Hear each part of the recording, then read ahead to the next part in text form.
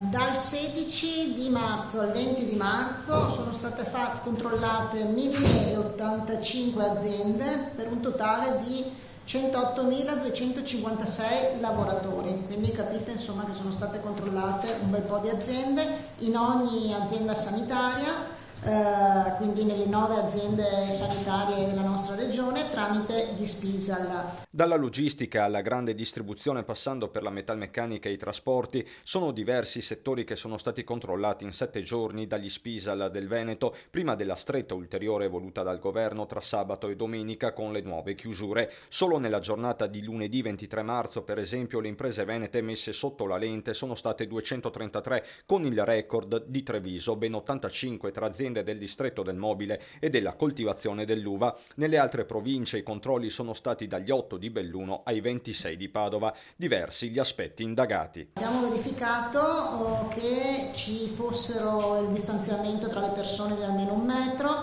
che fossero presenti detergenti igienizzanti per il lavaggio delle mani, la presenza dei prodotti disinfettanti per la pulizia delle superfici, la cartellonistica varia. E quindi anche tutto quanto riguarda il regolamento per quanto riguarda le mense, i servizi igienici, i spogliatoi, insomma che fosse garantita anche qui insomma pulizia e igienizzazione. L'azione degli Spisal ha fatto emergere, a sentire la stessa Lanzarin, un quadro confortante. Non mi risulta che sia stata chiusa nessuna azienda. È emerso che la situazione è una buona situazione, quindi le ditte hanno capito e hanno subito provveduto a distanziare le persone ai posti di lavoro, hanno provveduto anche a recuperare i prodotti per l'igienizzazione, per la pulizia delle mani e quant'altro, quindi insomma noi abbiamo comunque un riscontro positivo da questi controlli.